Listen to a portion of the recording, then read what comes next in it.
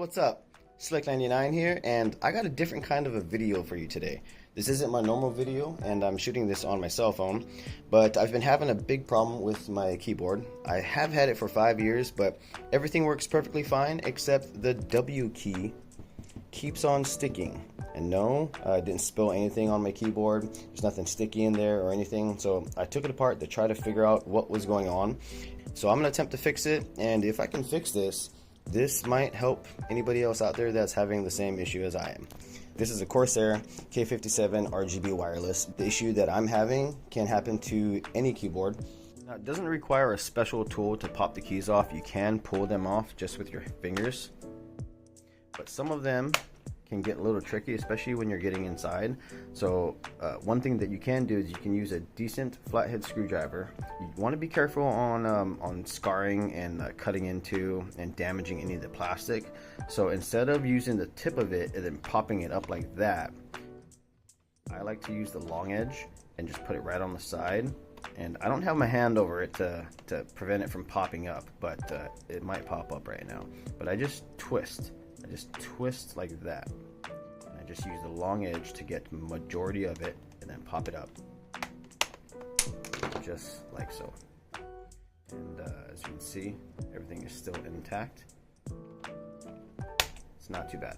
Now when it comes down to like these bad boys, same thing. I like to try to use the side, and I try to kind of lift it forward. You want to lift it forward, because remember, you want to open it like a lid. So I took the keyboard apart, and one thing real quick, to take it apart, let me flip this over. You basically just have to take all the keys off, and then you have to take every single screw out, plus the middle one that's right underneath that sticker. And then once you do that, you can slowly pop the whole top frame out like this. Now, there's a couple keys like the space bar and the shift keys that have these. They're not necessarily springs, but they are little metal bars that act as a spring. So you want to pull them from the front and lift up, and then it's going to rock up, kind of like lifting a lid. And then you're going to slide the key right out of there. And to put the keys back, you're going to do the same thing. You're going to lift these bars up, get this angled right. You're just going to want to slip that right on, like that, and then you're going to rock it down, and then pop it in. And that's how you take it off too. You pop it forward, boom, then you slide it out. Let's get into the silicone membrane. Look at what's happening right here. It's completely worn out and broken. Excuse my nails and all that. Sorry about that, but it's broken. So what I'm gonna do, and that's why this is weak, and that's why it doesn't have the strength to always want to pop the button back up, so it keeps on getting stuck. And when that gets stuck, it's just all W's. So my theory is I could replace the membrane, but that's the only problem that I'm seeing right here is just the membrane. I don't ever use these macro buttons on the side. I never do. And these are all still perfectly good and strong. So my idea is to cut around this and then cut a new piece and replace the membrane there. Super glue is not going to work because I'm pretty sure super glue is going to eat away and maybe like melt. I'll have to look online and look into what happens with silicone and super glue and the best option to somehow glue the new piece to that, or just use maybe tape on the backside to try to keep it in the same spot. Basically, the only thing I really care about is not letting it move around, keeping it right dead center. The membrane is held down by a few screws. The rest of the screws do not hold them down, but you're going to want to be real careful pulling up on these because some of the screws do hold them down and you don't want to tear the membrane. So you're going to want to take these screws off first. Boom, boom. There's 1, 2, 3, 4, 5, 6 silver screws. Then once you do that, all you got to do is slip the membrane off of these guideposts. These guideposts are just there to keep the membrane aligned, just like this guidepost right there. And once you do that, you can take the membrane off. I highly recommend using a cutting mat. If you don't have a cutting mat, I think the second best option would be the thin, hard cardboard backing of notepads. You definitely want to have really good support under the membrane while you're cutting it, so that you get a clean cut. And you don't want to cut through into, like, let's say thicker cardboard, because thicker cardboard is kind of spongy, and you don't want that sponginess. You want a hard back, but something that you can cut through and into without damaging it. You're also going to want a very sharp blade. I highly recommend using a brand new X-Acto blade with an X-Acto knife. For some reason, I can't find my X-Acto knife, so I am going to use my retractable blade. If you don't have an X-Acto knife, you can use these retractable blades. I'm going to show you the proper way to, let's say, pop off the actual blade. This is how, as everybody knows, there's a line with all the blades, and that's where you can snap them off. Now, most people, like myself, growing up, learn that you put the scored side down, and then you just press, and then bing, it goes flying. But that is super dangerous. That is not the correct way. Every single retractable blade, even the cheapest Dollar Tree ones that you can find, every single one of them, if you look on the very bottom right here, has a little slit. Now these slits are made specifically for that blade. You pop the bottom out. Alright, so you push the blade out right until you get to the score. You take this end, and then you just put the blade right into it, and as you can see, I can rock this back and forth, and it is right there on the line. All you do is there, pull this out, you throw that away. The best thing to do to dispose of this is take tape and put tape all around it, so that the actual blade and the sharpness won't get anybody, then you can throw it away. Now, maybe your situation is slightly different than this situation, and there's a chance that you may be unsure which button that you need to work on. I suggest just taking your frame, putting it right over it. So we got the number keys on the top, and we got WASD right here, and that's going to be the one. Take a Sharpie pen.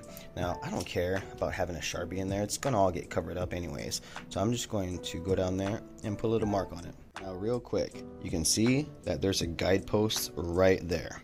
Now, I don't want to cut that guidepost out, because that guidepost is what's going to help keep most of this membrane from stretching and moving around. It's going to help keep the rest of that aligned. So we're going to end up cutting on the inside, and what I'm going to do is I'm just going to use my Sharpie and make a nice mark all the way around that before I actually cut it. I drew the lines around the outside so that I'm leaving some flat surface, because I'm actually thinking of using double-sided tape on the back side of that, just on the flat surfaces, nowhere near the actual button. If I was to cut just around the circle, I have no opportunity to be able to tape it down or use any other means of keeping it together besides maybe some sort of glue. And we're not quite 100% sure on glue, so I think we're going to just use a little bit of double-sided tape on the back side of that. Now, when you're cutting, you're going to want to make sure that you don't have the blade like this, or you're going to drag the silicone, and the silicone moves very, very easily, and it's very pliable. So you're going to want to try to keep the blade as low as possible and drag this way. Now, I did throw some blue tape underneath it just to try to keep it from moving so much.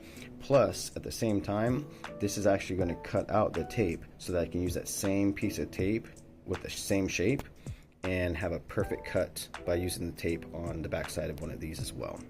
Okay, so I tried the double-sided sticky tape and it doesn't work very well. Not a whole lot of things stick to the silicone. So what I actually did was I trimmed a little bit more around it, but not completely, so there's still some flat surface there, just so that clear tape, that's what I'm going to actually use, can actually adhere to the board underneath while holding it down and hopefully keep it in place.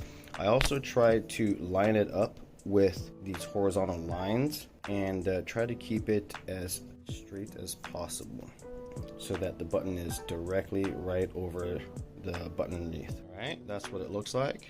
It is held down decently well with I just got clear masking tape, not using Scotch tape. That's probably a lot less sticky than masking tape. Silicone doesn't stick very well to anything, and that's why I cut more of a border around the button so that I can actually stick it down to the board underneath. Then once we get the frame on it, hopefully the frame will keep it in place. So far, it's pretty good. Let's go try it. Now, looking at this, I can see that it's not perfectly aligned, so I might have to take this out and realign it, but let's just see how it works though. Here I got the W key. This is what belongs there. That's what we're gonna need. All right, now it's not sticking. Are you kidding me? Yes, let's go. I fixed it. Just takes a little bit of work. Now I know everybody's gonna say, why don't you just buy another mat or just buy another keyboard? They're not expensive. No, there's nothing wrong with this keyboard whatsoever. Just one single key. Just couldn't imagine buying a whole nother one just because of that. All right, let's get it back together. So in reverse order, we're gonna do the 6 silver screws and put them all back. Now a huge help is having a screwdriver that has a magnetic tip. If your screwdriver does not pick up and doesn't hold on to the screws, it can be kind of hard, especially with small screws, to keep them aligned and make sure that you're going to screw them straight down. You don't want to screw them sideways or whatnot and screw up the plastic on the inside. Now, if your screwdriver tip is not magnetic, all you need to do is take a magnet and run the tip of the screwdriver over the magnet, and what it's going to do is, I believe it aligns the north and south poles within the metal, which causes the magnetism. Now I can't hold on to this, but I'm going to go ahead and do it real quick and then I'll be right back. Alright, so we magnetize the tip of the screwdriver so that it can pick up screws and hold onto them a little bit better when you put it in there. You want to drag it, touch and drag, all in the same motion and the same direction. This here is the purpose of magnetizing screwdriver, so that, especially with smaller screws, you're not fumbling trying to keep it straight. You definitely still need to be careful and make sure that you're screwing straight down.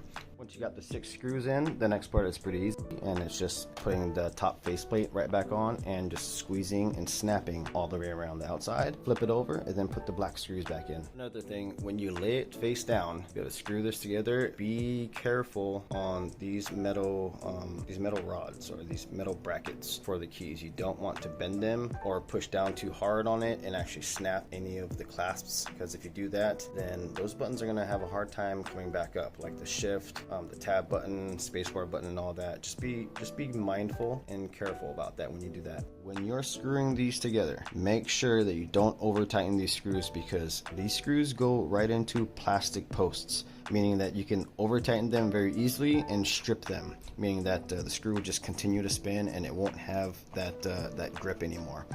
Now, majority of all the keys, you just press in and it just snaps right in, and most of them are pretty obvious which direction to go to, like shift, enter, insert, caps lock, and all that. You're not going to put those upside down, but there are some keys that you're like, which way to go? Obviously that's a backspace, but the plus, which way does it go? And same with the space bar. Now if you look on the side, the top is always going to be the more flat part, and the bottom is going to be a little bit taller. And for that reason is because the keyboard slants down, and as the keys come out, the bottom of it is higher than the top, so it keeps it a little bit more even. So you're going to want to make sure that you're putting them in the correct way.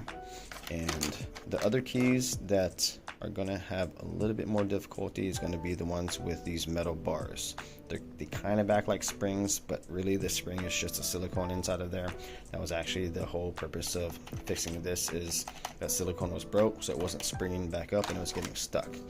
Now all the barred ones, you're going to want to stick the rod up like that. You're going to want to look at both sides, and you can see right there is the hook, and right there is the hook. You're going to want to slide that right over the bar and get the hook to go right into both of those spots. What you're going to want to do is, just like a lid, you're going to want to rock it down, keeping that in there, get that in, and then press it in there, and then there you go. You're going to want to do that with all of them, all of those guys, the exact same way. And like I said, when you're taking it apart, you're going to want to go from the bottom and pop it up and then rotate it like a lid and then slide it right off of that bracket or the bar. Easy peasy, you got this. Now if you haven't already, this is a great time to clean your keys. You see, it's pretty easy to keep the tops of your keys clean, but in between and on the sides, they don't get very much love very often. Now you can use soap if you want to. I just used warm water and the rag and just kind of just wiped all the sides clean. My keys weren't dirty, but you know, some people like to eat while they're using the computer or gaming. You know, have drinks next to your keyboard. Sometimes you spill it, blah blah blah. This is the perfect time to clean all that stuff up. Start clean, start new, start fresh. by all means, you can go ahead and tackle putting all the keys back just off of memory. But I always recommend going online and finding a photo of the make and model of your keyboard and using that as a template. If you do have the Corsair K57 RGB wireless keyboard like I have a link to this image online as well. But if not, just look up the make and model of your keyboard and just use that as a template. All right, now that we got the keyboard put back together, we got it plugged in and synced right back up. As you can see, we still have the W's from earlier. Let's go ahead and, all right, RGB is working. Test out the delete button. We got keys working here, but how about the W key? The button is not sticking anymore. I believe we are good to go. If you found this video helpful, or you just liked watching the video, please hit that like button. It'll help YouTube recommend this video so that others that are looking for the help can find this and find a solution to the issue that they're having with their keyboard as well. I play a lot of video games, FPS, military sim games, simulation games, looter shooter, crafting games, motocross and supercross, and I pretty much dabble in almost anything and everything. I love gaming. Check out my YouTube. I have some guide and tip videos for Gray Zone Warfare as well as Once Human. Then also a new beginner tip video for MX bikes. If you're struggling with MX bikes, you should check that video out. I also stream on Twitch. Check out my my Twitch link in my bio. And thanks for hanging out. I'll see you around.